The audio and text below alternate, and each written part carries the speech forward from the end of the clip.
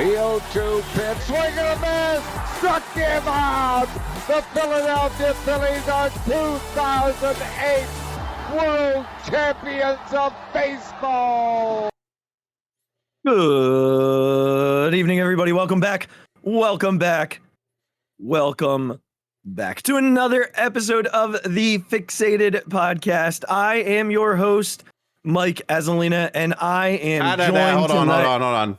I don't do this. I think in 82 episodes, I maybe have interrupted you one time, but I'm interrupting you to say that I am joined by a freshly signed author.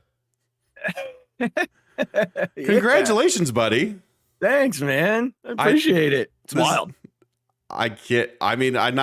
Can't believe it is the wrong phrase, but it's just incredible. So happy for you. So proud of you. Yeah, thanks. It's very cool. Yeah, it's very humbling. It's insane. It's like, you just put your thoughts down on paper. It's like what we talk about on here all the time. You think, all right, we'll just do this because it's fun and it's a way to kind of talk to each other, talk about what we love. And it's the same mindset when you sit down to like write something. No, I don't know if anybody's going to read this. And honestly, if they don't, whatever, I'm still putting these thoughts down on paper and I'm proud of them. So I send it to a publishing company, Codebreaker EDU. And it's like a leadership book in essence. And within, 12 hours, they got back to me. We met, we agreed to, do the contract thing. I had our buddy Josh look at it. And here we are. And people apparently want to hear what I have to say. So that's really interesting and probably not their best decision. I would disagree with that wholeheartedly, but it's really cool. I can say I know an author now. I haven't been able to say that before. Not yet. Let's wait till it gets in print, and then you can say that Okay. An author. It's really cool, and honestly, like the whole idea, they've kind of shifted my mindset on the group that I'm working with around what the book is.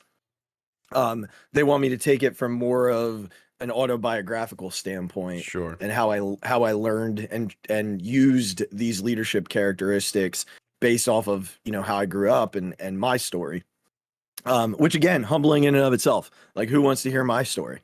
And but very cool. Yeah, hopefully my goal is to have the book pretty much signed, sealed, and delivered by like the end of April, early May, in terms of it's finished and in print. So yeah, I'll be tied to a chair for a while. Although it's mostly done, but now shifting it to what a writer thing to say, would be tied to my chair for a while.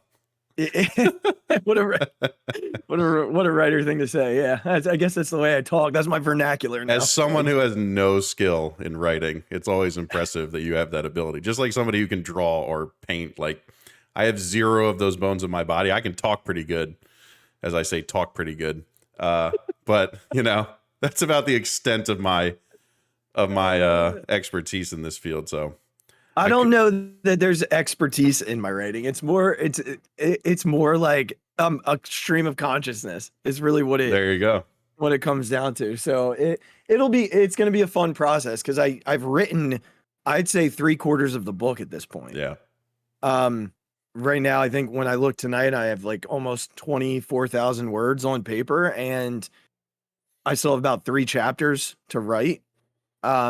So it probably, you're looking, I'll get close to 35,000 words down, which is your average book, which is insane to me. Like, but transitioning that into like infusing my life story into it is like the next step, which I have to go back and sort of work through. And that's staggered me a little bit, like I've written it, but now I got to find a way to put, my experiences in it. So it'll be hard finding the first step, and then it'll just like whoosh. That's exactly what I said to Andrea when I put the computer away for the night. I was like, I feel like I just need that first I need to do it the first time. And Yeah. once I do it the first time, it'll all flow. It's what I'm through. waiting for my 8-year-old son to do in hitting. I'm waiting for it to click so I can stop yelling at him for how terrible of a job he does. This is the next thing we'll do. You'll write a parenting book. I don't know if anybody wants that, but I'm at least hoping they turn out all right by the end of it. I'm sure they'll turn out just fine. So now I have to tell the story. Please. Again, congratulations. It's very, very cool. I'm very happy for you. I appreciate it, Rex. Thanks. So, again, people on YouTube, you'll appreciate this because I'm going to use hand motions. Okay. Subscribe to the YouTube channel. My son, when he hits, I'm literally holding a bat. The first thing he does is drop his hands like this.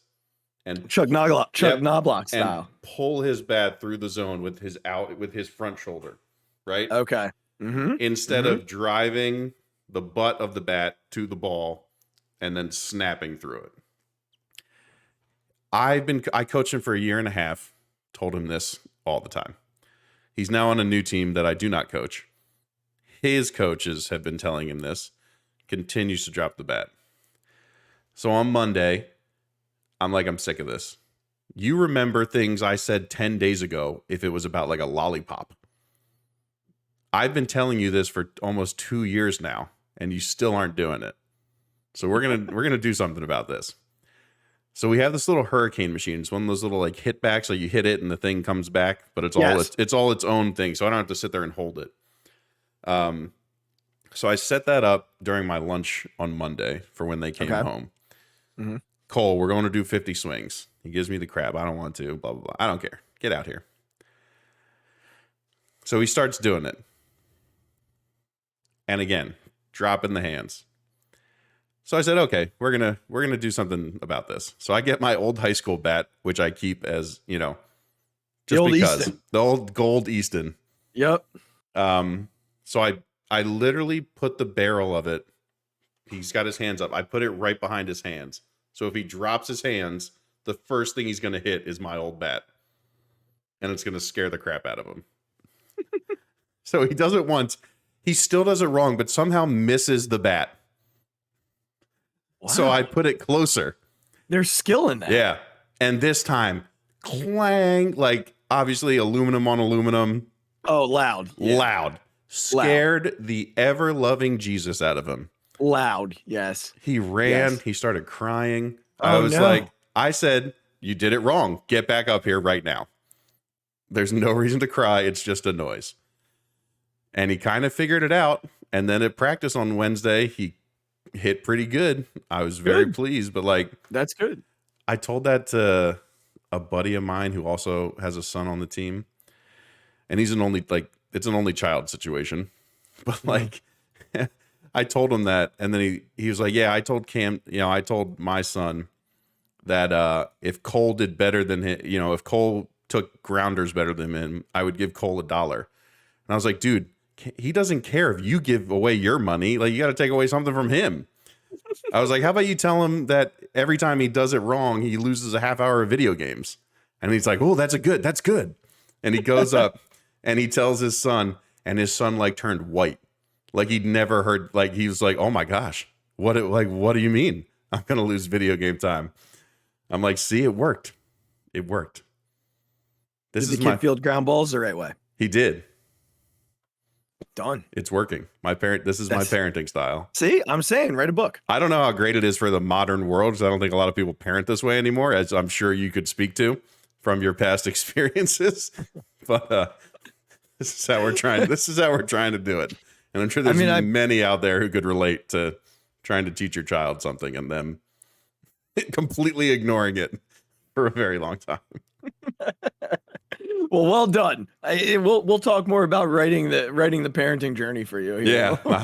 I think you're going to have to ghostwrite it for me. That's fine. I'll just speak it to you and you can actually write it down. That's fine. You speak it into existence. We'll just put your ghost written by Mike Azzolina. Beautiful face on the cover. That's all. No, we're going to have an illustrated picture of me holding the bat behind my son's bat. Perfect. Maybe this can be your first baseball book. That's it. We just thought of something. This can be, the starting point. That's right. That's exactly what it's going to be. This is how I parent by Chris Regensburg. Again, four people would read that book. Still 4 more people that wouldn't have if you didn't write it. That's the approach. My mom, my dad, and 2 other people. Ange? Maybe. I don't know if she would want to read it. She'd probably be embarrassed. That's fine. That's fine. Understood. Well, buddy, I said before we started recording, we have a pretty standard show tonight. I know. We just kind of took it off the rails a little bit, but we're back. That's fine. Pretty standard from the effect of, like, again, we've been in this like gauntlet of title contention that we've been focusing on, and now we're sort of just there's just stuff going on, right? Yeah, we're in the throes of it right now. So you've got the Sixers season, which they continue to just baffle. Like, every single time we badmouth them, I know they step up to the table and do exactly what you'd expect. NFL free agency starts tomorrow, and I'm not sure we have a very clear plan. And we're going to talk a little bit about that as well. And then we're going to hit the fills a little bit, and then we're going to get out of here. So it's going to be in and out. We're going to, the Sixers did win today. They did. So another dub for them. I don't know. I feel like this is a slow week for them, if I'm not mistaken. I mean, this one was Washington, so really nothing. Yeah, it was 19 crazy there. They don't play again then until Wednesday night. They're in Cleveland. Okay. And then again on Friday, they're in Charlotte, back to back to Indiana on Saturday. So 3 games this week, and all very winnable games for them. Yeah, all very winnable games. But what I really want to talk about now, they're still 3.5 games, I think, behind. They're 3.5 games out, 2 behind the Celtics for second place. But Regs, I'm just going to come out and say it. Like, Joel Embiid not being the MVP of the league again this year is going to be just highway robbery in every sense of the word, in every sense of the definition. Joel Embiid not being an MVP again is embarrassing. Here we're, as of yesterday, I didn't see his line tonight. In March, 35 points and 8 rebounds, 31 points, 6 rebounds, 10 assists, 42 points, 5 rebounds, 39.7 rebounds, 39.7 rebounds, back-to-back games. And here's the thing. He doesn't do it just by getting to the line. Like, he gets to the line quite a bit.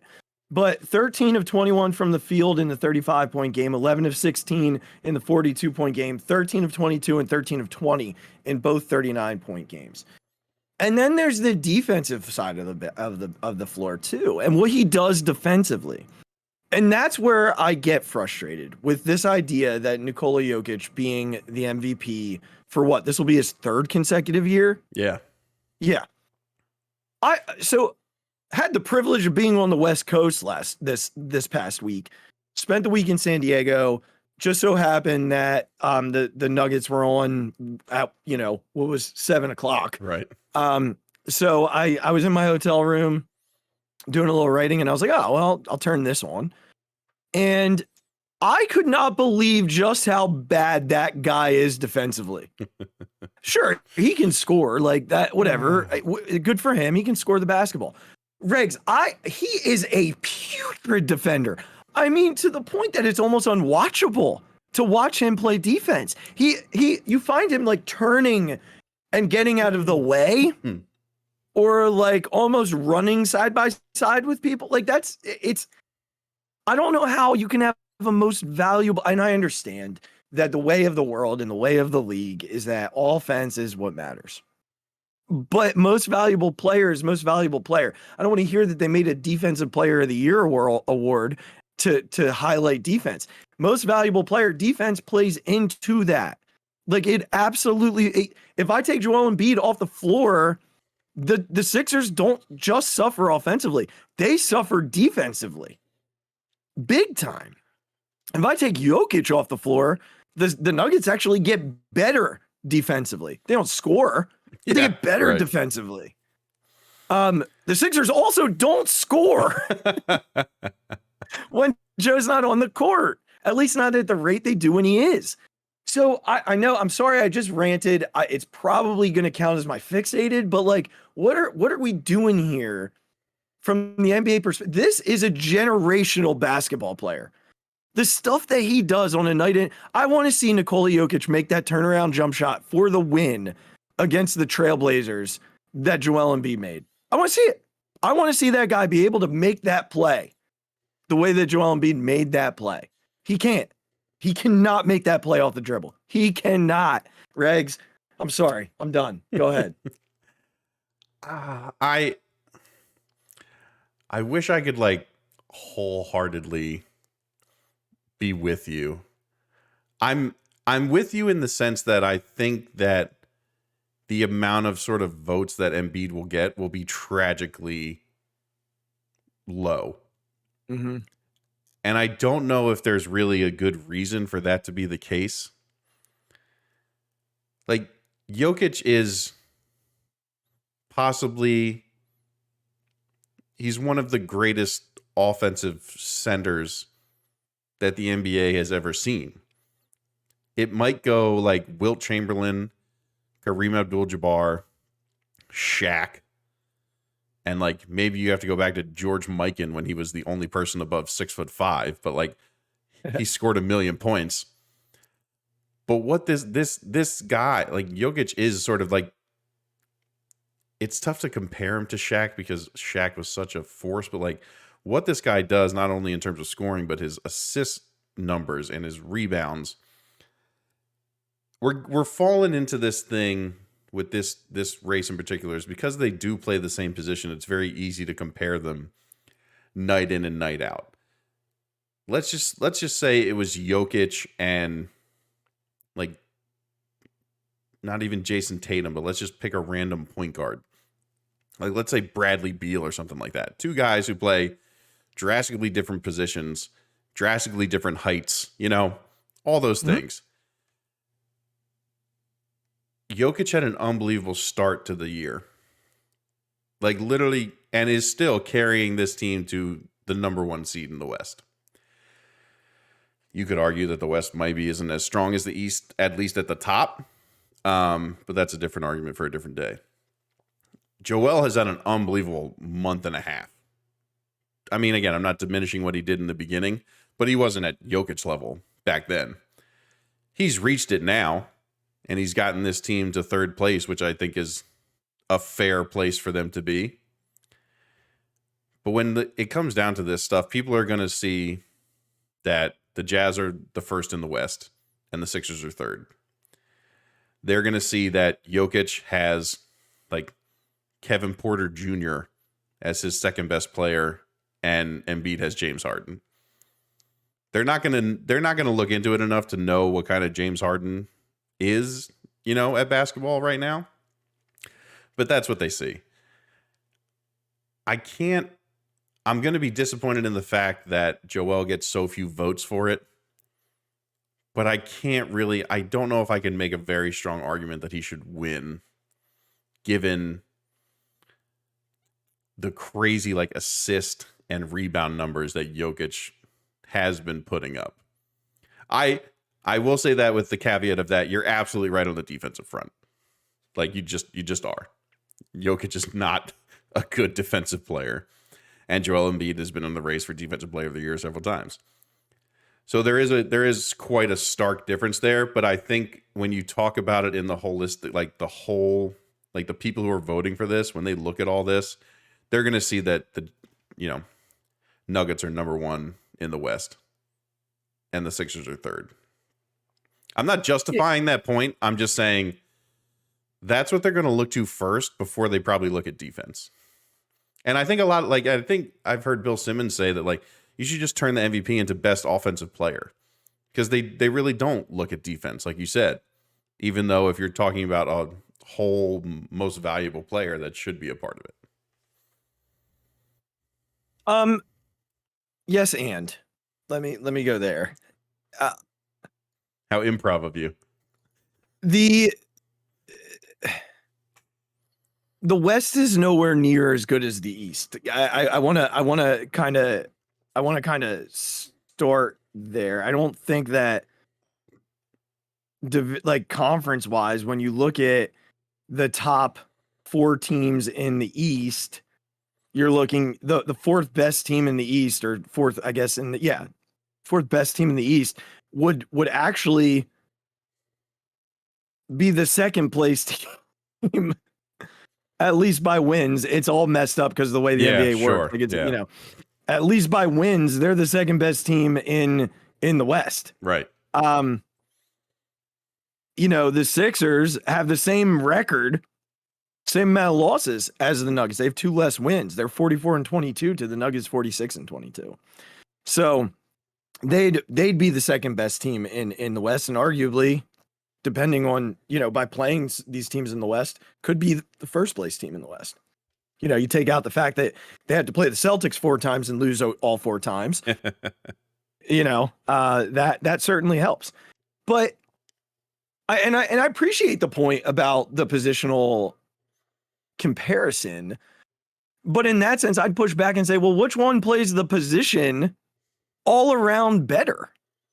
And if I'm looking at the all around better, if we're saying Jokic is one of the greatest offensive centers of all time, that's fine.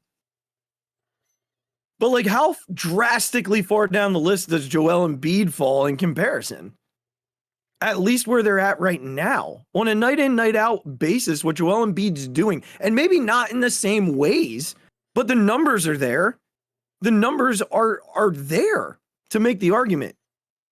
And on the other side of the coin, defensively, there's no conversation to be had. So when I'm looking at them, at the 2 of them in positional comparison, all around, I don't know that there's much of a conversation to be had about who is actually better all around. Yes, he's a better offensive player. Fine. But when I watch the 2 of them play, especially when they play each other, Joel tends to get the better of him. Yeah, he tends to get the better of him because he's the better defensive player. He can do a okay job of stopping him. Yes, correct. And what happens to the Nuggets every year when they get to the playoffs with this guy? They can't stop anyone. He can't be on the floor. Yeah, but he has to be. Yes, but then they take him off the floor. He has to be taken off the floor in the playoffs, Regs. What most valuable player should be taken off the floor in the postseason? I really think we can just blame Steph Curry for ruining the NBA, and then we'll just move on. That's fine. We can move on. I'm right. I'm not saying you're not right. It's very tough to because the defense thing should be a bigger deal. You're right. It should be. But it's just it's an unfortunate reality that it just doesn't. It just doesn't when you talk about this award specifically. Because if you talked about this award and had to factor in defense, there's a very good chance that Dennis Rodman could have won one. No. He was the best defensive player on that Detroit team. But the offensive numbers were never there to make that's what I mean. But that argument. I'm just saying, if defense was taken into more of an account, his impact. I feel like Gary Payton's probably more of an argument. That's a good one. I picked he's a rebounder. I'm sentimental. I'm sentimental to rebounders. You're going to your own. I get it. That's fine. I understand the sentiment of that, of that point. Right. The point. There's definitely value to that. Of if we're talking defensively, I'm not saying it needs to be a larger part of the conversation than offense. I feel like offense still holds a little bit more value and weight, especially in today's game. Right. I'd say 65% of it, 65% of it should be about the offensive side. But I feel like it's probably closer to 85%. I was going to say 80. I was going to say 85. Yep. And 15% of it's about defense. Whereas Joel Embiid can change a game defensively. We've seen him do it multiple times this year. Yeah. Like just that Memphis game with the Morant block. That's a game-changing play. Yeah. One that Nikola Jokic doesn't make in the postseason because he's not on the floor to make it. It's going to be tough to like watch Joel Embiid's prime and have him not have an MVP. Not have an MVP and probably not have a title. Yeah. Well, you never know.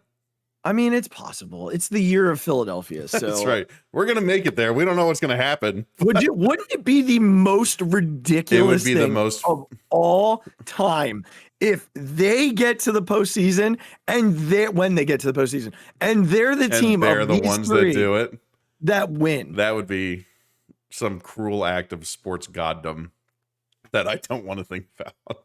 Actually, but we'd be super happy about it. Of course. We'd be super happy about it. It would be insane though. It would be insane. All right. So hey, thanks for the great conversation. Honestly, a great conversation. But I agree with you. I feel like we're gonna go through this Joel Embiid prime, and he's gonna continually lose this MVP conversation to a guy that when they're on the floor together, he outshines time after time after time. And night in and night out, Joel Embiid goes out and dominates. What were his numbers tonight? Let me just look.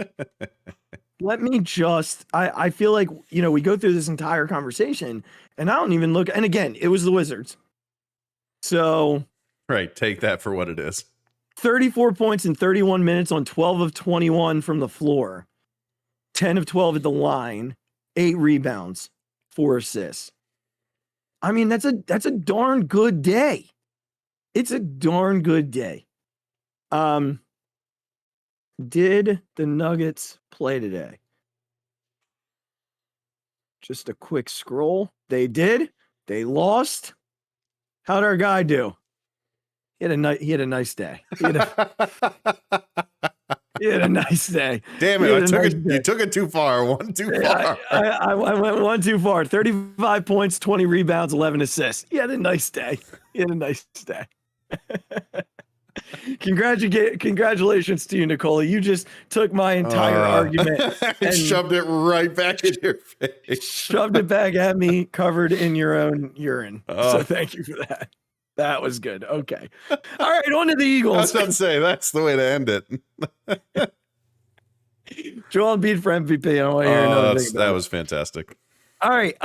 So let's start here. Brandon Graham coming back on a 1-year deal. Love it. Brandon Graham will forever be one of the most underrated but great Eagles of all time. Yeah. Underrated is probably not right. Underappreciated maybe from a outsider lens. Oh, for sure. I think from an outside perspective, of course. He's only going to be known for that Tom Brady, that strip sack. Yeah, in this city we love him. Oh, yeah. But what he's been able to do from the outside lens, I don't think people necessarily know just how great he's been for this organization, and his approach to sticking by them and his loyalty, his allegiance to the organization, the fan base, everybody is second to none. I mean, this is a dude who plays in an era where it's easy to walk away, and he won't do it. And it almost makes me think, like, is Fletcher Cox going to do the same thing? Like, is he coming back too? Yeah, I don't know. I truly don't know about Fletcher. Yeah. I think if he was, I would assume he might have done it already. I just think that this is the stuff that locally turns you into a legend beyond your years. Yeah. Like when you come out with a quote like, I just told my agent to get it done. I don't care how much money it is. Like, but I'm not going anywhere else. Like, this is where I'm going to be. Mm-hmm. Like, that's the stuff. Like, I'm going to be honest. I don't want to switch sports because we got enough Phillies stuff to talk about, but I just like when Jimmy and Shane and Chase, especially like Chase hurt, like when they went to different teams, I was like, I get it. I ultimately understand it, but seeing them in Dodgers uniforms, like, or Victorino in a Red Sox uniform, like, it always hurt. It always didn't feel right. And I wish they would have, come back for a 10-day contract, right, to play their last game as Phillies. Yeah. Like that's the romantic stuff that you think about with these legendary players. Mm-hmm. And it really just seems like Brandon Graham is going to play his last football snap wearing Eagles green. Yeah. And it's just like the coolest. Yeah. And, after the year he had last year, double-digit sacks coming off the Achilles, like there's a need to end. There's a need to end. Yeah. They absolutely needed this to happen. And it's going to be something they address in the draft, I'm sure. But what a guy to have these rookies come into. Correct. And be able to teach them. Yes. Because what it does now is you can go out in free agency and get a bargain vet to put on the other side. You can probably bring back Derek Barnett, who is going to come back cheap because of the injury. So you could potentially look at bringing him back and then draft someone. So now you've got your 5 because Milton Williams can even flash out there from time to time. So him coming back helps in that regard, just from a pure depth standpoint. Yeah. And from a team leadership standpoint, he's been a captain of this team for years. Yeah, especially for how different this defense is going to look next year. Yeah, and I'm starting to get the impression that it might not look as different. Well, great. And at least from a talent perspective, there's part of me, man, that just feels like there's some things that are happening, and we might not know about it right now. It might be until tomorrow that we know. But I don't know. I have a sneaky suspicion. We're going to talk a little bit about that here in a bit. And then there's news also on the next level of the defense, which was the Darius Slay conversation that happened this week. It came out that Drew Rosenhaus was asked permission to seek a trade. But, this is the way that he does his negotiating. This is how he does his contract negotiating. Yeah. I'm going to tell you what we want. If you're not going to give it to me, I'm going to go see if there's a team who will. And if they will, then we're going to ask to be moved. Yeah. It's how Rosenhaus does it. Mm-hmm. I don't take this as Darius Slay asking to be traded. Yeah. I think there's a difference. Sure. And we can get into semantics all we want, but he's not mad at the franchise right now. I'd be more curious what you think about how the franchise feels about him after he kind of disappeared after like week 7 or 8. Like, I get it. He started the year fantastic, right? Mm-hmm. Picking balls off, making huge plays. And we talked about this on several podcasts. Like, what happened? And again, we don't know if he maybe tweaked something and wasn't the same. Like if he, whatever the scheme might have been, put him in bad situations. But Darius Slay was a no-show for like a lot of weeks towards the end of the season. Mm-hmm. Against not so great, like again, against teams that we either really needed him or worse teams that he just seemed to not show up to.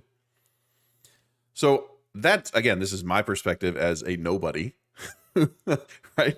But I would just be curious if, looking back on film and things like that, is somebody telling the front office, like, something happened, like his production dipped significantly, and is he worth what he's asking for? I think so. I don't know if it's as much about the production as it is he's going to be 32. Fair, also. And, depending on what he's asking for, this is where the Eagles got in trouble in 2017-18. They went back and they were like, well, you did this for us. Though you're aging, and they gave all these veterans these deals that really hurt them. And it got them in trouble. And I think, the best kind of leaders, the leaders who do their job the best way, learn from mistakes, right? And they fix those things. And I think this is Howie learning from that 2018 postseason, or after the season, and that offseason, and saying, like, I'm not going to get myself in a mess by extending a 32-year-old corner. Yeah. And I love Darius Slay. I don't want him to go anywhere. And he's been vocal on Twitter. Devontae Smith tweeted, like, say it ain't so, or and he was like, dude, I don't want to go anywhere. Like, it's not about that. Yeah. Like, these guys do have a responsibility to set up their families for generations. Like that's what this allows them to do. And he's looking to do that. And if he finds that elsewhere, I don't know if it's the question of, do the Eagles value him?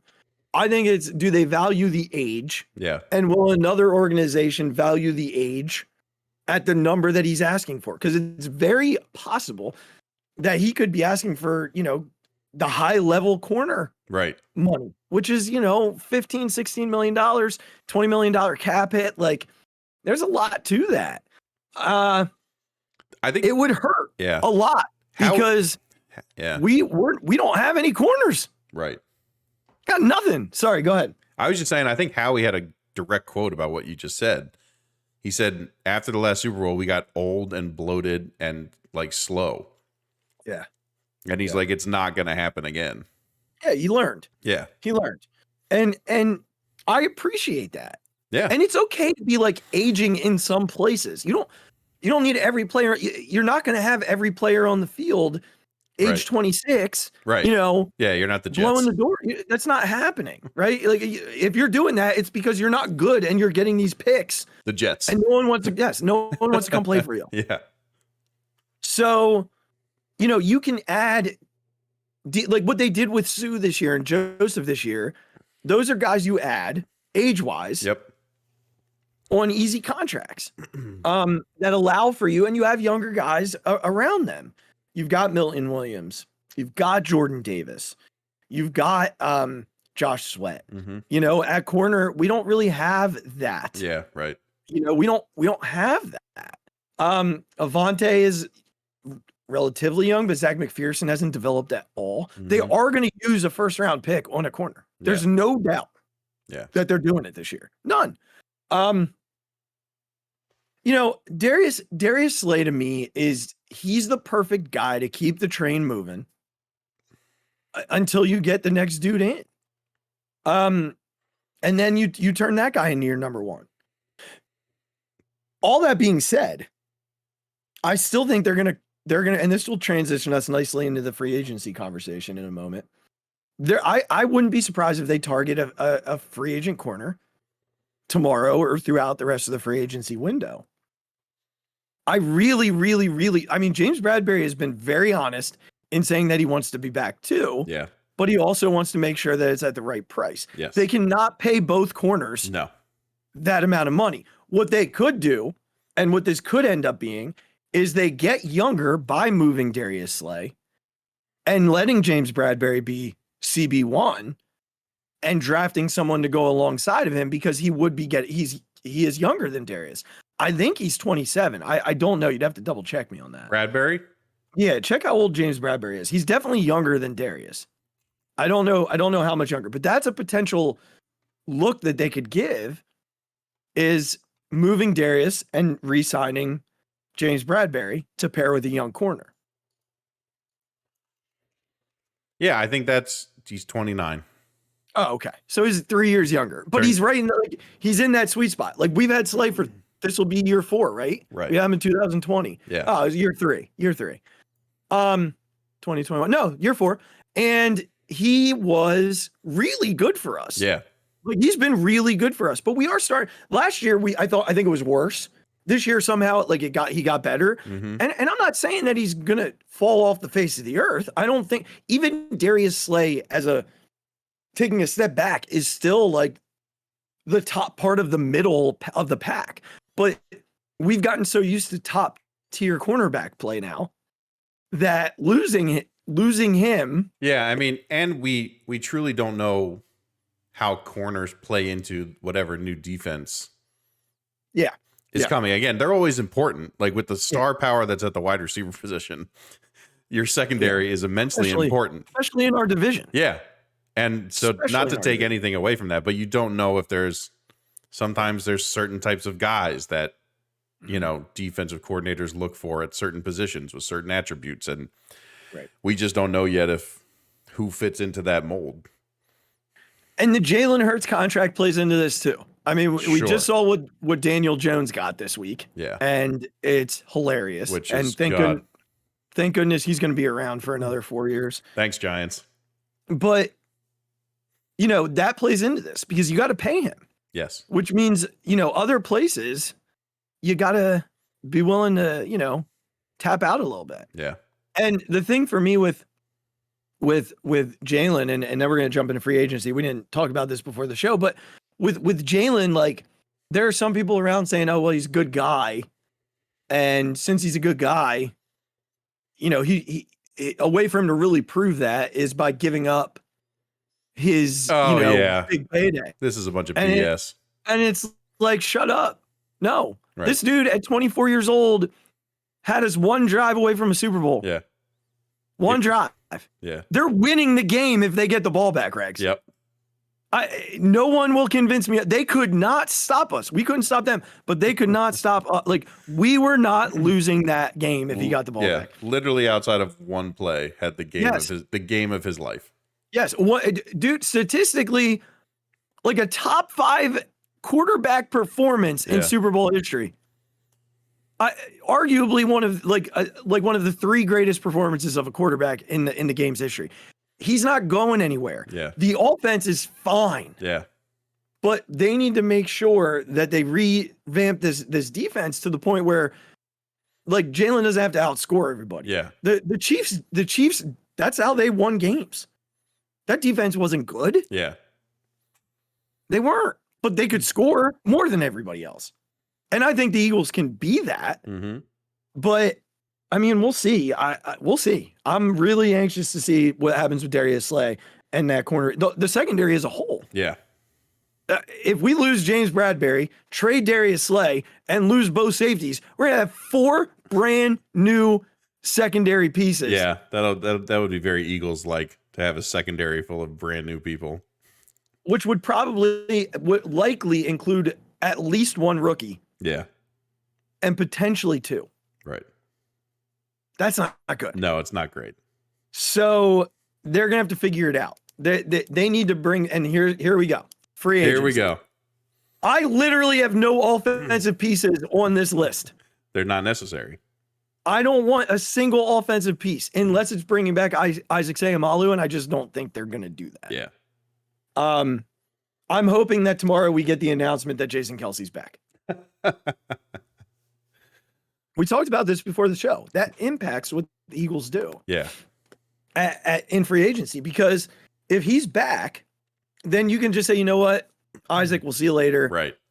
We're gonna have Juergens play right guard this year, so he can play right next to Kelce and understand. Mm-hmm. If Kelce retires, then they need an experienced guard to play next to Cam Juergens. Yeah. So, my hope is that they have an understanding of what is happening with Kelce and can make the appropriate moves. So everything that I have here is defense. It would not surprise me if the Eagles found a running back in the pile to bring in.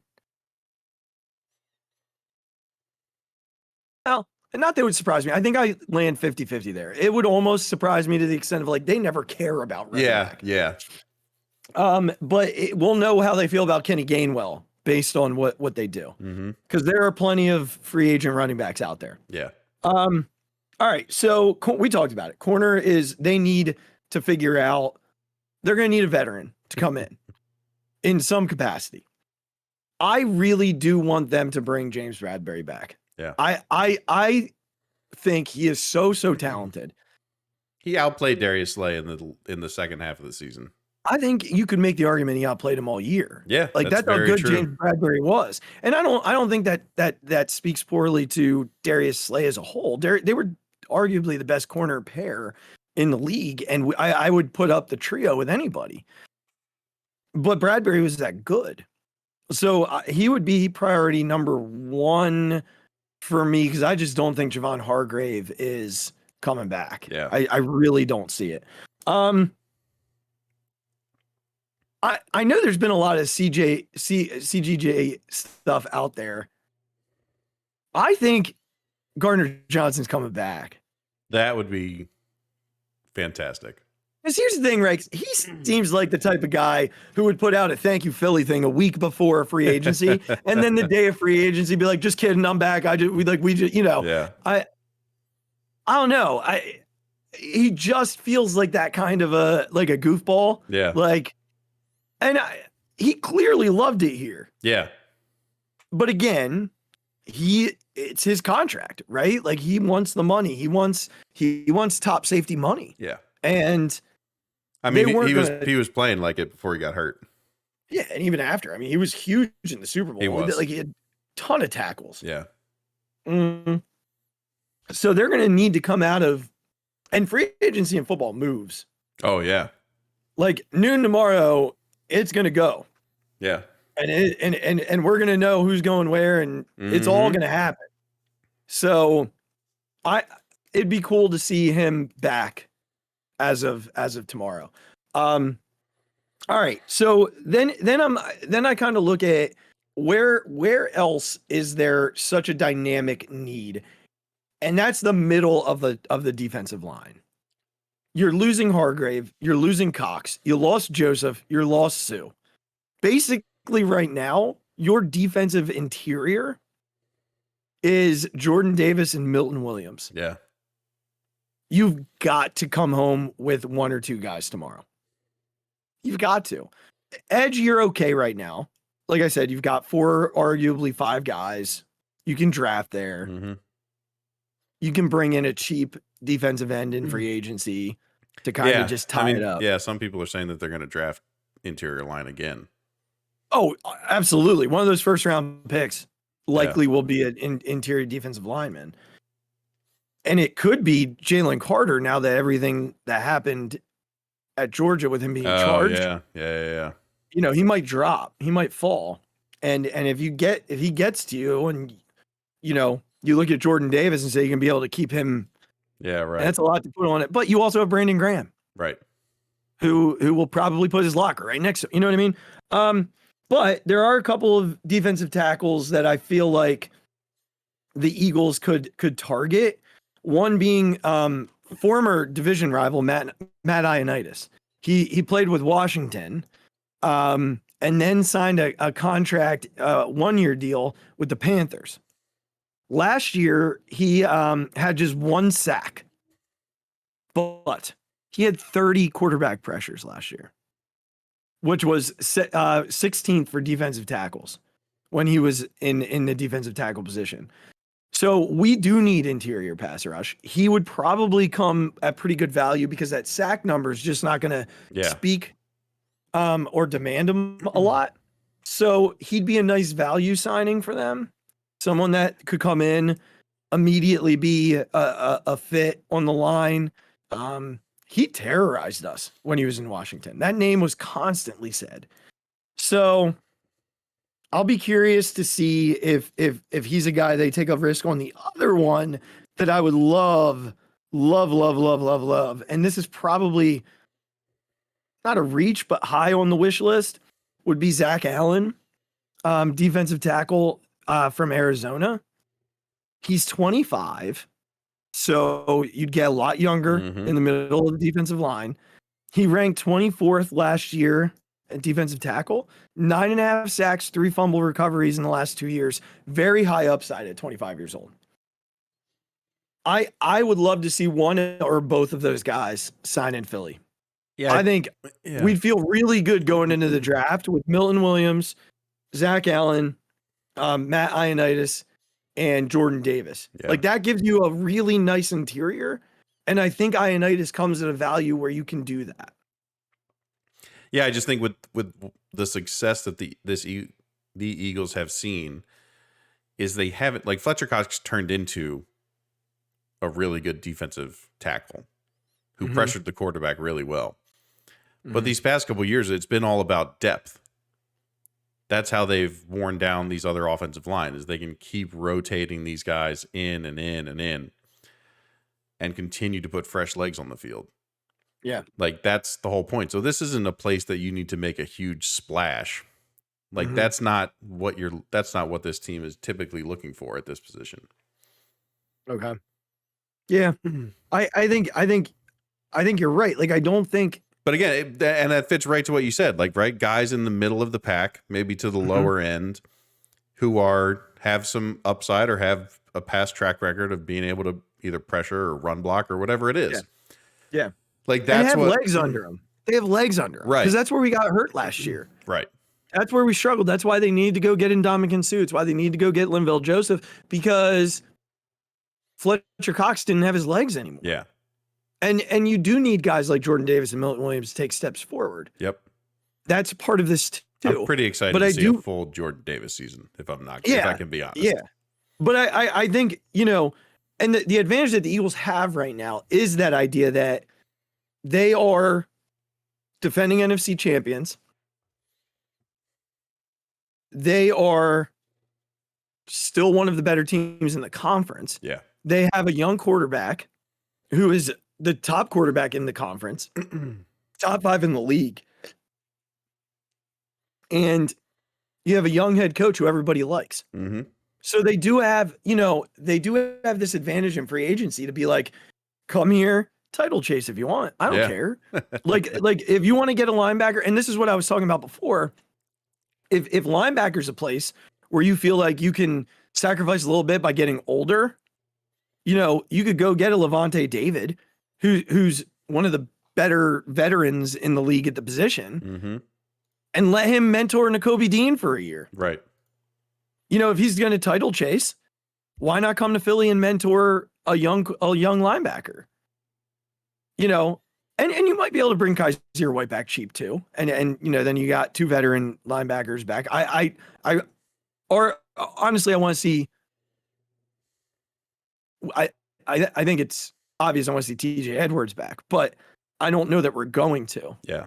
I don't know that we're going to. So I think, they definitely, defense is going to be the focus. And I know we're all going to be in panic mode if we're not listed next to names tomorrow as Shefty's tweeting, announcement after announcement. Yeah. But I do expect Howie to be relatively active tomorrow. It'll be interesting. I'm seeing 2 to 3 signings tomorrow from him. And I do believe one of them will be Gardner Johnson. So we'll see. It'll be really interesting. Interior defensive line and secondary is where they're going to spend most of their time in free agency and try and go into the draft knowing this, like, the draft is basically a month from today. Yeah. Like, it's month and a week. It's like April 20th or something like that. So we'll see, but it'll be a fun day tomorrow. All right. Phillies time. All right. So let's start here. A couple of injuries. We'll get to the biggest one last. Ranger Suarez, forearm injury. They don't seem super concerned about it. Just some soreness, tightness. Yeah. That's why he came home. If they're not concerned, we're not going to have to go through a 2-week debacle on whether or not, I thought Seltzer put this pretty good on High Hopes. This most recent one. He's like, oh, a bug bit you on your forearm. Come home. Get over here. Come back. Like, they're just, the Phillies are not in any way going to risk Ranger Suarez. And again, I think Rob Thompson kind of summed it up too. A reporter asked him, like, how serious do you think it is? He's like, we didn't even get an MRI. Like, everything's okay. Yeah. But any excuse to, like, bring him back to camp and not have him pitch in a bunch of high leverage situations before the season even starts, like, the team is like, yes, please. I think mostly from a pitcher's perspective. Like, hitters go do whatever, just don't get hurt while you're in the field. Right. But pitchers, you got to think, like, we're trying to save these guys' arms. Yeah. And that he's still young. You don't want to get into that. Right. That conversation with another young arm. Yeah. And he's really important to them. It's really, really important. Oh, yeah. So, I'm not concerned about it. They're not concerned about it. It's just, he's not going to get hurt pitching in the World Baseball Classic. Right. Exactly. Done. Exactly. Done. Exactly. Done. And I'm sure that was of the understanding when these guys left to go play, was if you're experiencing any soreness on any body part, right. We need to hear about it immediately. We need to know. And I'm sure that's everything, everywhere, every player from any organization. Oh, yeah. All right. Talk to me. You talked a little bit before the show about Noah's song. Do you mind just enlightening the listeners to what you were saying to me? This is a funny conspiracy theory. story. So they have shut down Noah Song due to back tightness, they're calling it. For those listening on podcast, purely audio form, I made some air quotes around back tightness. Sure did. And so I was listening to a couple other podcasts, and they mentioned that Noah Song can remain a Philly if he's on the injured list for a certain amount of time. He doesn't have to take, because for the Rule 5 people, if you don't know, he has to be on the active roster in order to avoid the Phillies having to send him back to Boston. So there is some sort of loophole there that says if he's on the IL, he's still considered on the team. And if the necessary amount of time passes, the Phillies can then keep him without taking up an active roster spot. Right. So they made they insinuated that, this was going to be, he's going to come down with a random like calf problem or a back issue, which would be very vague and unspecific, in which case he would be able to remain on the team past the deadline. And then the Phillies would be able to treat him and put, the time towards him without taking up an active roster spot. What's the deadline? I have no idea off the top of my head. I'm going to have to look that up. I'm going to look it up real quickly. Because I could see ways that would happen, if they're, but clearly they like something about him. Yes. Let's say teams have till 6 p.m. Oh, that's when I type it in, it goes, I'll have to look it up for a different time because the way I'm looking at it, they're looking at the deadline to add guys to your 40 to avoid the Rule 5. Right. So I'm gonna have to do a deeper search into that because I'd be curious to know how long he has to stay on the IL before he's considered a part of the Phillies organization. They clearly like him if that's something they're going to do. Mm-hmm.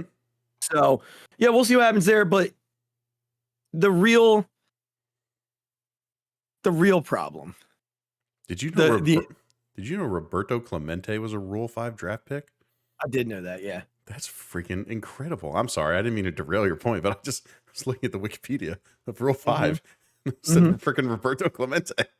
Yeah, I did know that. I've read a lot of Roberto Clemente books. He's like one of my favorite players. My apologies. Ever. Back to what we were talking about. That's okay.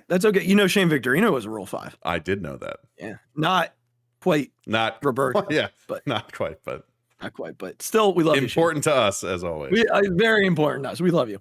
All right, Andrew Painter.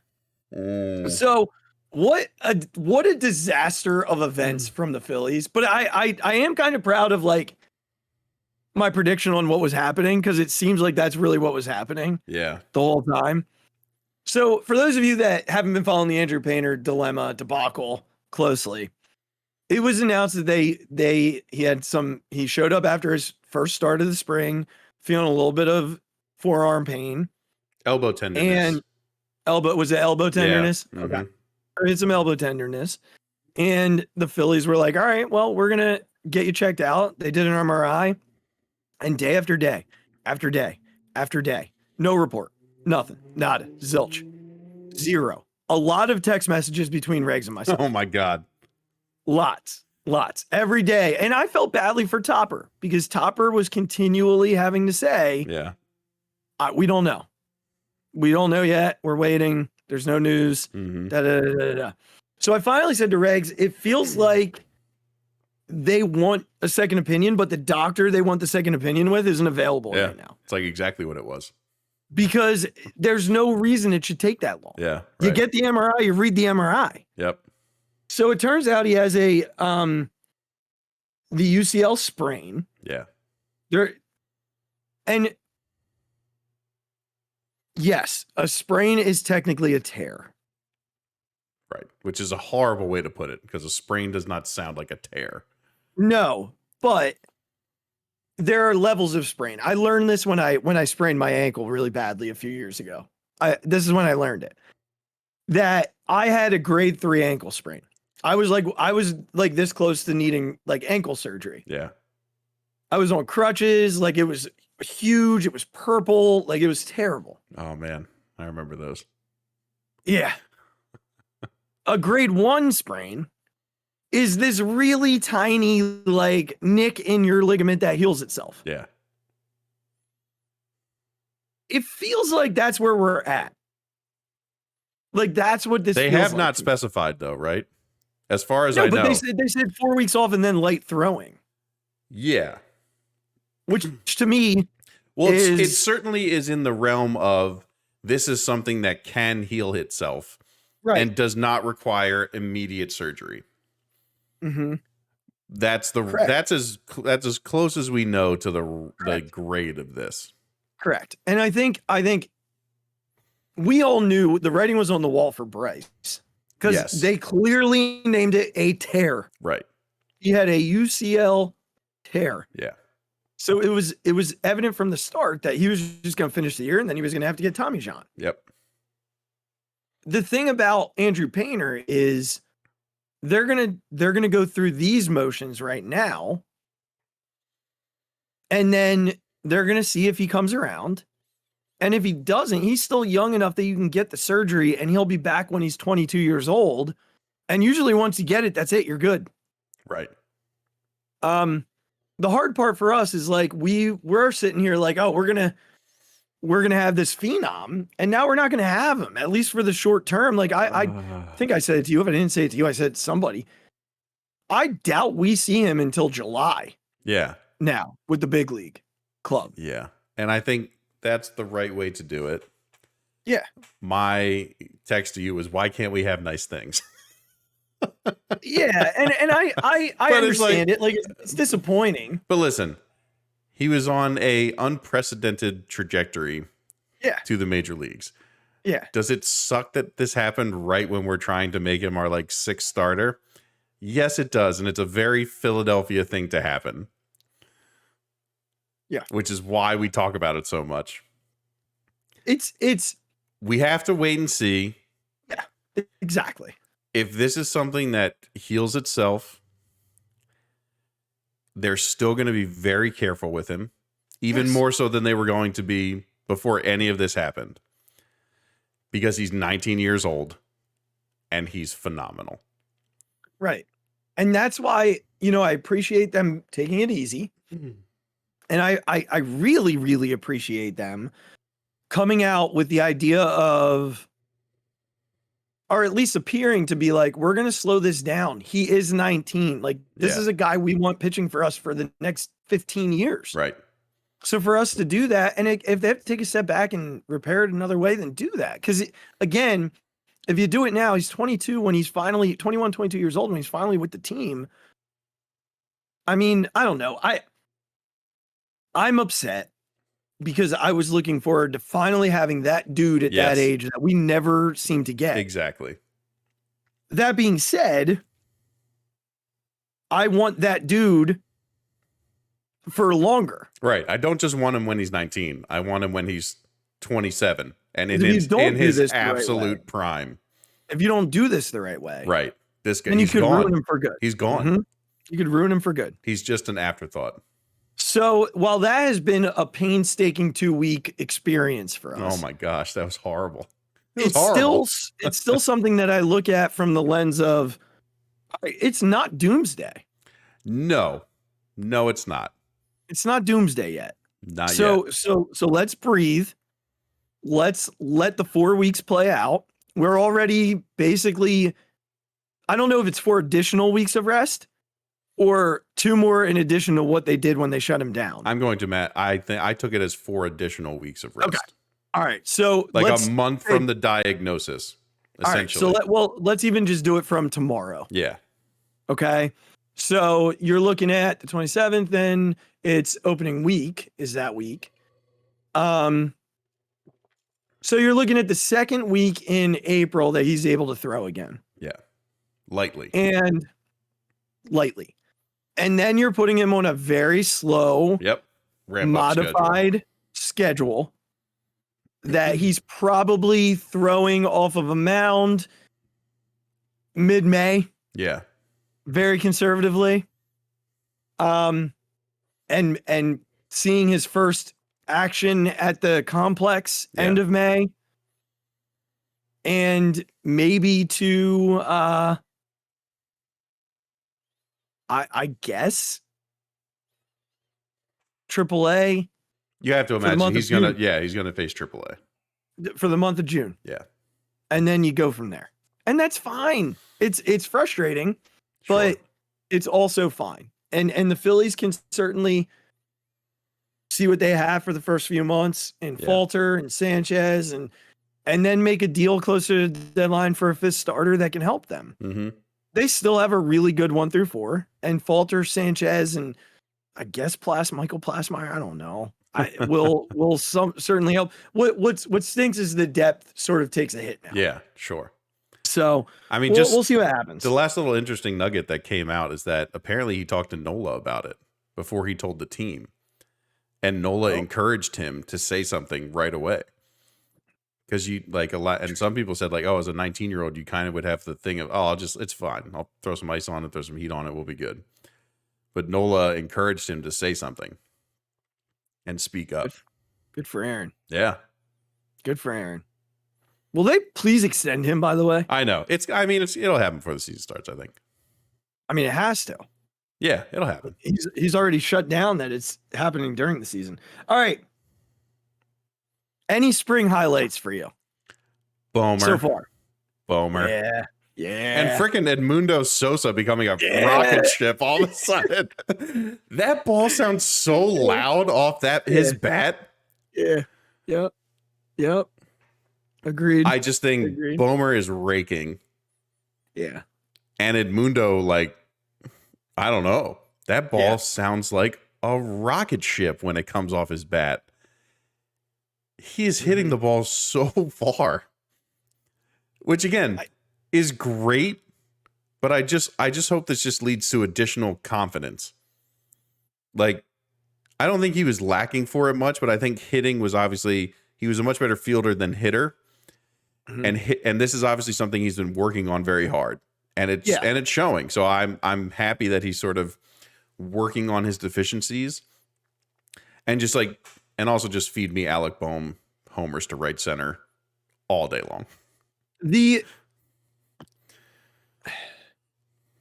bat tool was always there, but he had a really bad stretch in St. Louis, and then they just like shelved him. Yeah, right. And he lost all confidence. Mm-hmm. Then he comes to Philly, where he works with the best hitting coach in the game, and all of a sudden the guy remembers how to hit. This is a tremendous problem for the Phillies. Oh yeah, tremendous. Like, could not be better type of problem. I think for me, I had written down Sosa and Bomer as options. Sosa I'm going to keep because I freaking love that guy. I love the attitude he plays with. I love the confidence that he plays with. He's like bench guy number 1. Yeah, I love everything about Edmundo Sosa. He's been fantastic since he got here. Everything about the guy I love. Yeah, I'm right there with you. Let me tell you the other one. Scott freaking Kingery. Are we doing this? Highlight of the spring. Are we doing this? Are we doing this? Scott Kingery. What a turn of events, Regs. What a turn of events. And let me just preface this by saying he looks comfortable. He looks it. Yeah. I got out on Scott Kingery and I'm not ready to come back. I'm in, baby. I'm not there yet. I'm in. Isn't it crazy that we were talking about highlights and clearly Trey Turner we've talked plenty about. Oh, I mean that's clearly the obvious one. But like you know, don't really mention Schwarber, don't mention Reese or JT. There's like, you know, I've had a lot of fun with the bullpen. Oh yeah. Like the bullpen's been a blast. Marte is a nut. Mm-hmm. That sinker of his is like ridiculous. Yeah, the movement's not really fair. It's unbelievable. Yeah, the movement's not fair. The bullpen has been a nice little highlight. Yes. Again, going back to that depth. Yes, we kind of went down the list here. Like there's all the obvious ones. Yeah. There's the bullpen I feel like is an obvious one because of the signings and things like that. Like we're going like We're looking at improvements, you might want to call it. What's the greatest improvements you've seen? Yeah, which is good for a team that went to the World Series. Yeah. The Phillies are having, outside of the Andrew Painter thing, like we're having a lot of good problems happen. Yes. A lot of good things that are popping up. Also, did you see Bryce's hair? Yeah. It was fantastic.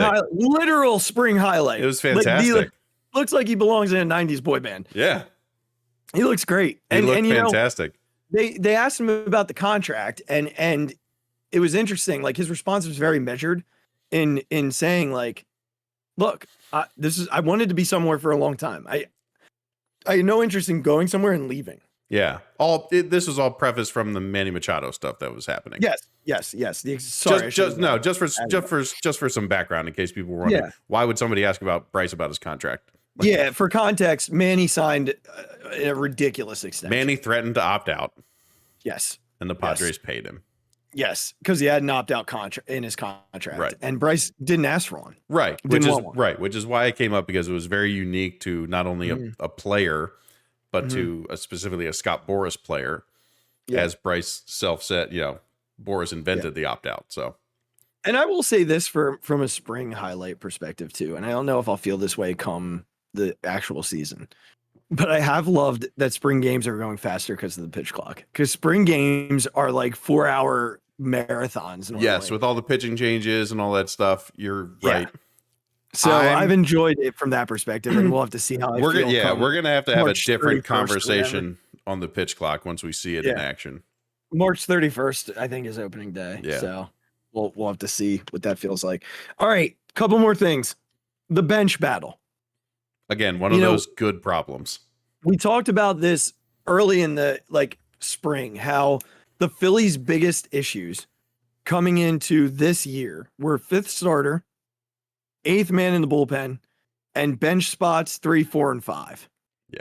Which are good problems to have. We knew Stubbs and Sosa were going to be here. Yep. At that point, they had traded both Maton and Vierling. So we had 2 more spots open up. Then they brought Josh Harrison in on a major league deal. So we knew he was going to be bench option 3. Which I love. With Bryce out, we now had 2 spots. Yes. So there are 3 guys essentially vying for it. It's Derek Hall, Scott Kingery, and Jake Cave. All 3 have had pretty good springs. Hall's been hitting the ball pretty good. Yeah, they've had pretty good springs. So let me ask you this. What two are going north? Because you're heading down the stretch. Like there's a couple weeks left of spring, but you're not really at a point now. Like you're going to start seeing these guys more and the minor leaguers less as they start emptying camp. Right. So which 2 are you taking north? Hall and Cave. Hall and Cave. Okay. Tell me more. I think Hall because of what he did last season. I think that has to mean something. Was he perfect? No. Was he a nice story for a little while? Yes. Does he have to work on hitting lefties? Of course he does. But do I think that he offers sort of the most potential from like a DH / maybe we need to just get Reese away from a right-handed pitcher, that kind of stuff?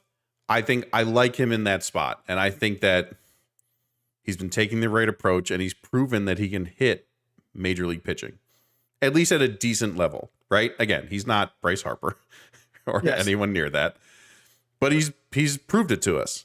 So I think that earns him a spot. Okay. And then I've been really impressed with Cave. Not only from a fielding perspective, because he's got like a cannon, but his hitting, he's been absolutely raking in spring. Now, do I think that translates to the major leagues? I have no idea.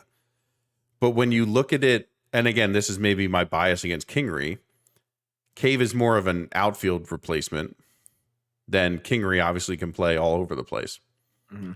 I just think if you're looking for someone, to give Brandon Marsh a blow, or if you're going to put Schwarber at DH and you got to put somebody else out there, that his fielding, and we kind of have to see if his bat translates to the major leagues. We don't know yet, but I think his fielding ability puts him in a place that you have to take him. And his spring performance offensively puts him in a spot that you have to take a shot. Again, as your fifth bench guy. Right. So I have Kingery and Cave. Okay. And the reason that I talk Kingery, there's two. All right, so kind of twofold here. Let me start with Cave. I think because there are no options left for him, at least I believe there are, I'd have to look. He's a guy that I want on the roster because I don't want him to leave and end up going somewhere and having a really, really good year. Yeah.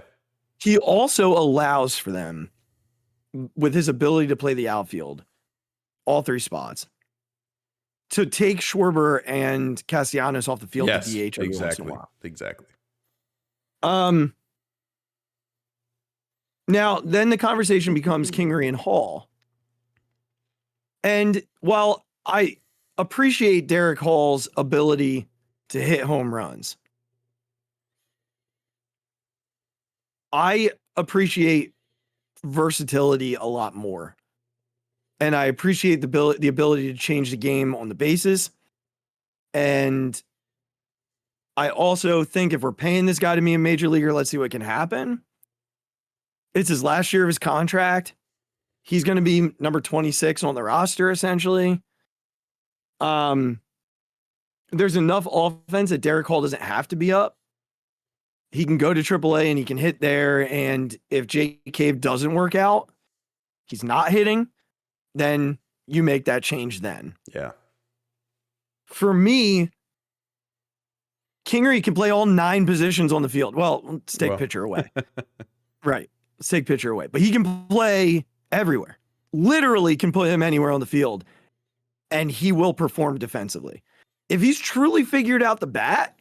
Well, yeah, that's my biggest thing is he becomes very valuable, not just as, a replacement, but as a guy you can bring off the bench. Here's the other problem with Hall and Cave. You become very lefty on the bench. That's a fair point. You've got Harrison, Cave, Hall, and Stubbs, all left-handed. Harrison's a righty. Is he? Yeah, Josh Harrison's a righty. Right. My bad. That's my bad. You're right. Still, you're still lefty heavy. And your lineup becomes incredibly lefty heavy if even with Cave. I guess that's invalid point. I take that back. I don't know that they become a very lefty heavy bench. It's 3-2 at that point. Yeah. So it's really not terrible. For some reason, Harrison was a lefty in my head. I don't know why. But I feel like when you look at your bench, say late in the game, Alec Boehm reaches and it's a tie ball game. Alec Boehm reaches on a single. You can now, with nobody out, pinch run Scott Kingery, let him take second base. And now you've got a runner in scoring position with nobody out. And when it comes time, you can replace him or put him on the field at third base defensively and be totally fine there. You can do the same thing with Schwarber in that spot. You can do the same thing with a guy like Hoskins, move Boehm to first and let Kingery play third. You can do it anywhere on the field, essentially, besides catcher. You're not doing that with JT. But it's possible for you to do that. And that's one thing I feel like the bench might be lacking a little bit of, is that game-changing speed. Sosa's fine. He's not game-changing speed. Yeah. Harrison's 30-something years old. He doesn't have the same speed he used to have. But Sosa and Harris can certainly be better than, like you said, let's just say even a Castellanos or something like that. Or, if you just need it for a little bit more speed, again, they're not game-changing. I agree. Kingery still has the speed. Yeah. Which I think is important to have on your bench. Sure. And something that the Phillies haven't had. So I don't know that I feel like I'd be splitting hairs a bit. I think it comes down to there's a lot for each of these guys to prove, and there's not a clear-cut answer. Yeah. Because all of them bring something different. Right. And all of them bring their own questions. Yeah. Like it's really difficult to distinct, and it just gets into a lot of personal preference and personal thoughts on what the bench, should have. Right. Like, and I don't think any of them, I question heavily Kingery's ability to hit major league pitching still until he shows me he can. But again, you could say that about Cave also, right? We haven't seen that guy hit against major league pitchers. And I'd also, and I know Derek Hall, listen, he's not God's gift at hitting. I admit, trust me, you're absolutely correct. He's only done it for the short term, right? Again, absolutely fair. And the guy cannot hit left-handed pitching at all. No, it is a weakness. So you get late in the game and he's sort of kind of a waste there because he can't hit it. Now Jake Cave has played in the majors, has been successful, but has been hampered by injuries. Yeah. So I'll be curious to see how he does because he's been healthy. Two guys who had their names in the hat but have kind of fallen off the radar are Dalton Guthrie and Cody Clemens. I think Cave just has beaten Guthrie. Well, Guthrie is like 1 for 20. That's what I mean. He is not hit at all. And Clemens was like 6 for something. Like he was fine, but he's been okay. But he's clearly at kind of the bottom of the list of usable guys. Kingery and Hall have both been better, but it does speak a little bit to their depth that those guys are available if something should go down. Yeah. All right. One last thing. I'm not usually this guy, but I'm worried about Nick. I know. I don't like this. I'm really worried. We were so enthusiastic I'm about worried. him having a comeback. And we've been texting about this, and I don't know.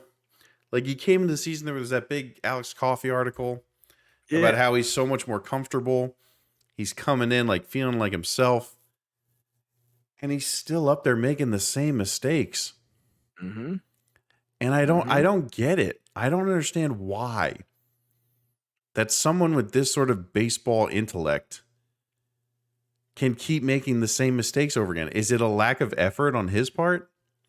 Because listen, if I'm going to be honest, Nick kind of comes across as the guy who's going to tell you that I know better than you. So I'll figure it out. Maybe. And I'm not saying that that's absolutely the case. I have no idea. But if you're kind of thinking about guys who haven't really spoken about their sort of relationship with Kevin Long, like Nick is not one of those guys. Right. Like, I know he tried the 31-inch bat and Long said something about him moving up in the box and all that stuff during that one game that he actually hit a little bit. But like, Nick certainly hasn't been like waxing poetic about Long and all these things he's doing with him, just like every other guy has. Mm-hmm. So I'm nervous that there's a weird relationship there because of Nick's attitude. I want to preface this, but I don't want this to be the case. This is purely speculation based on no hard evidence. Yeah. But I'm just so afraid that he's in his own way and he's sort of refusing to try things or put in the time to really buckle down and like stop doing the stuff he's doing. Mm-hmm. Like, he's an arrogant SOB, which is why we kind of love him. But also, I'm starting to feel like we're getting the bad end of it. That he's like, guys, you saw what I hit 2 years ago, right? Like, I'll figure, like, I got this. And he doesn't got this. He cannot recognize what a breaking ball looks like. He cannot recognize a breaking ball out of the pitcher's hands. So I'm with you about being concerned. I'm trying to stay, as a weird turn of events, I'm trying to stay positive about it. Yeah. And then I also, again, I would argue that if you were allowed to be concerned about Nick Castellanos, I'm allowed to be concerned about Zach Wheeler. Well, because he's been getting hammered in his last two starts. All right. So let me start with the Nick thing. Okay. All right. And then I'm going to put that conversation to rest. So Nick is hitting .087 this spring. It hurts. It hurts my soul. Which is, it is so incredible. I mean, in 2020 it 182, but it was a shortened spring. But every other spring, the dude was well over 250. Like 1 year he was 246, 360, 333, 271, 377, 333, 346. Last year he had 346 in the spring. I mean, it still just looks like the swing isn't there. I know. I don't get it. I'm very concerned about his ability to be the same guy right now. Why would it go away? I don't have an answer for that. We've had this conversation off recording. It can't, like, that stuff, it doesn't go away. I don't have an answer. Like, that stuff doesn't go away. Yeah, mentally it does sometimes. I mean, yes, that's true. Mentally it does. But again, you spoke to it. He's got a lot of confidence. So yeah, I don't know, man. We'll keep close eyes on it. We'll keep close tabs on it and sort of just see what goes down. It might be the one thing that Phillies fans want more than anything. Yeah, I agree with you. Is a good Nick Castellanos season. I agree wholeheartedly that is very likely what we all want. Right now we're not getting it. No. We're not getting it.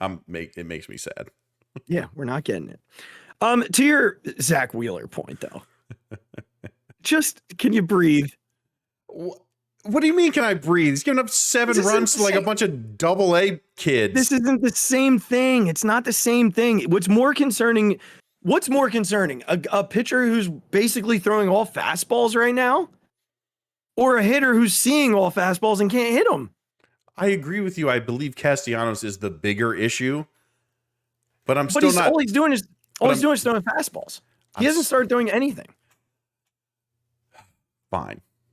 Here's the other part of it, Regs. Here's the other part of it. If you look at Zach Wheeler's history of spring training, he's never really been good. Okay, see, I did not go that deep. I'm purely, this is pure recency bias. Right now, he's got a 14 ERA, right? But last year, his spring ERA was over 5. His first year with us, it was close to 5. In 2018, it was over 8. So, like, he had a year where it was 32. That year, I think he only threw 1 game. Yeah, he only threw 1 game. But he's only thrown half of the games he's going to throw this spring. I will be concerned, and I said this to you before. I'll be concerned about Zach Wheeler when he's getting hit around in May. That's when I get concerned with a pitcher. I get concerned with hitters who aren't hitting fastballs. Yeah. At the beginning of spring training. I feel like you're a major league hitter if you know that all they're doing is standing up there throwing fastballs, and he might be mixing in that new pitch here and there too. I didn't look his line on Friday. 3 innings, 5 hits, walked 1. That's the other thing. If he's not walking guys, that's also a positive because he's not missing right now. Which is good. He's not. He has not been wild or erratic. He's just been getting pummeled. Yeah. And again, I kind of go back to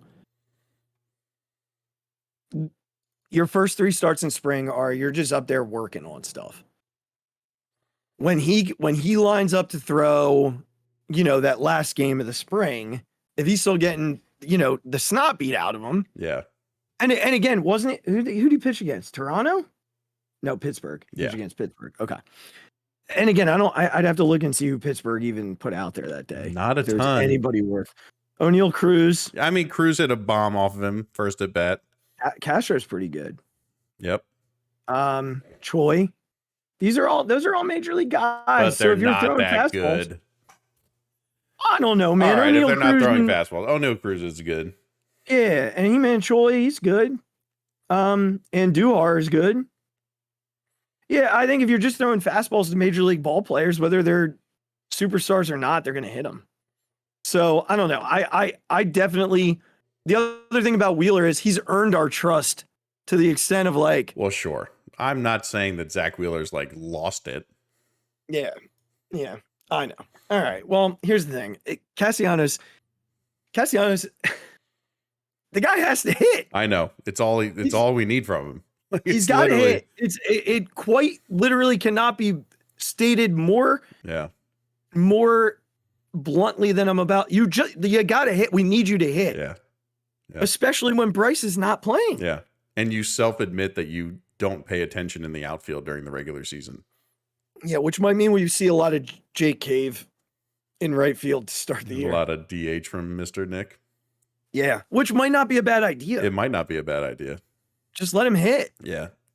It's what he was supposed to come here and do. He was supposed to be the DH. Right. Don't let anybody fool you. It wasn't supposed to be Schwarber. No.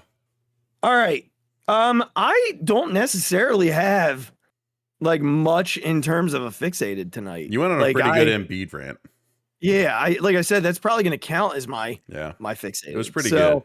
Yeah, and the book thing we already talked about. I was going to talk about that possibly. So yeah, we already took care of it tonight. There you go. So that's great. So, all right, guys. Well, thanks for listening. Thanks for hanging out with us on this pretty vintage edition of the Phixated Podcast. You know, Regs, before we go, we did have a request for show number 100. Okay. Roger said that we should do it in a public place and invite people to go watch it. Wow. Like rent a room and have people come and sit and hang out and watch live. Okay. All right.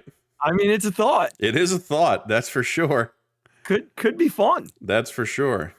It could be fun. That was a request. Yeah, I started thinking of the necessary equipment I would need to purchase, and my brain started short circuiting a little bit. But maybe it's not as bad as I think. I'll have to look into it. We'll see. Keep buying more merchandise. We can make that stuff happen a little more easier. Speaking of, go to the link in the show description and click on the merchandise. If you're new to the show, go ahead and buy something. If you're not and you need something else, buy it.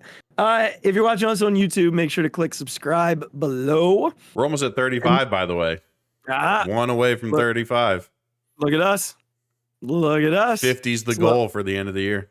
Slowly but surely, we are climbing. So go ahead and click subscribe there. Go to wherever you get your podcasts and follow along with us there. Rate and subscribe there as well, so it gets out to more people. Go over to Phixated fan page and follow that page, like that page, participate in the discussions. And that's it, man. Like, that's everything for tonight. So we appreciate you guys hanging out with us, and we'll be back on Thursday. We'll have a free agency review of whatever the Eagles do. And man, we're already going to be halfway through March. Kind of wild. I know. It is wild. So thanks for listening, guys. Take care. Be good. Be kind to one another. We love all of you, and we'll see you on Thursday. You know what? I feel like since it's free agency tomorrow, go Birds. Go Birds. See you, everyone. Oh, my God. Deep to right field. Way up there and way out of here. The Philadelphia Eagles are Super Bowl champions. Eagles fans everywhere, this is for you. The 0-2 pitch, swing and a miss, struck him out. The Philadelphia Phillies are 2008 World Champions of Baseball.